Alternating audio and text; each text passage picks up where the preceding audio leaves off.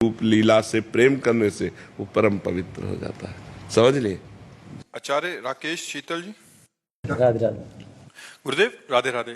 गुरुदेव, मैं राजकीय बालिका इंटर कॉलेज में प्रधानाचार्य हूं तथा श्री श्यामा श्याम जू के भजन एवं भागवत कथा के माध्यम से आत्म संतोष प्राप्त करने का प्रयास करता हूं। विद्यालय में श्री जी स्वरूप बेटियों की शिक्षा एवं सामाजिक मंचीय श्री श्यामा श्याम जू की कथा प्रवचन में सामंजस्य बिठाने में द्विधा हो रही है। महाराज जी मेरे मार्गदर्शन कर। महाराज जी, ये शायद बाहर जैसे साप्ताहिक भागवत जी होती हैं, शायद उसका और भजन संध्या आदि कवि प्रधानाचार्य के अलावा ऐसा करते हैं, ऐसा शायद ये बोलना चाहते तो वो छुट्टी के समय कर सकते हैं।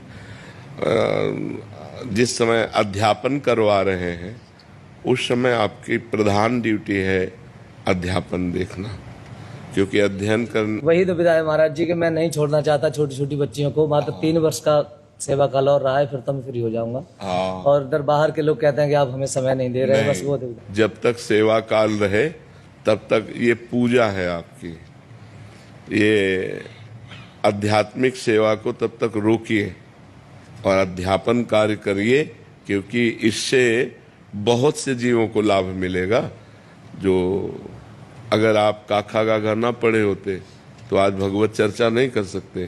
तो आप छोटे छोटे बच्चों को जो वर्णमाला, जो मात्राएं शिक्षा देते हैं, यही आगे चल के उनके जीवन में उन्नति का कार्य करेंगे। और भगवान ने आपको सेवा दी है। यदि भगवान ने आपको केवल कथा वार्ता की सेवा दी होती तब तो बात अलग थी। भगवान ने आपको ये सेवा, तो इन दोनों सेवाओं में जब हम प्रधानता देखते हैं तो बच्चों की प्रधानता आती है कि उनमें देखो, अध्ययन तो वर्णमाला सिखाना सबसे बड़ा, का लिखो खा लिखो, सबसे ज्यादा जो नई जिंदगी में नए वर्णमाला अक्षर का ज्ञान कराया जा रहा वो प्रथम गुरु होता है। तो भगवान ने आपको गुरु पद में बैठाला है, अध्यापक पद में बैठाला है, तो आप प्रधानता रखिए और जब आपका रिटायरमेंट हो जाए तब खूब भगवान की चर्चा कीजिए और नाम जप करते रहिए। नाम जप अखंड होना चाहिए। अगर नाम जप अखंड हो रहा है तो आप अखंडानंद भगवान को प्राप्त हो जाएंगे।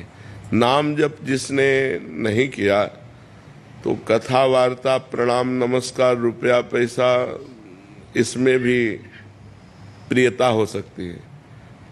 जो कथा केवल भगवान के लिए की जाए, भगवान की प्रसन्नता के लिए, वो एक अलग चीज होती है। जो मान प्रतिष्ठा के लिए कथा की जाए वो अलग चीज है, वो सकामता पूर्ण हो गया। जिसे तुकाराम जी ने कहा है कि भागवत को, भगवत चर्चा को बेचने वाला, उन्होंने तो कहा है कि वो अपराध करता है। हमने तुकाराम जी की वाणी में पढ़ा, उन्होंने कहा भगवान की चर्चा को बेचने वाला अपराध करता है। मतलब हाँ, उसको तो भगवान की चर्चा भगवान की प्रसन्नता के लिए करे और उसमें कोई पान फूल चढ़ा दे, उससे अपना भरण पोषण करे।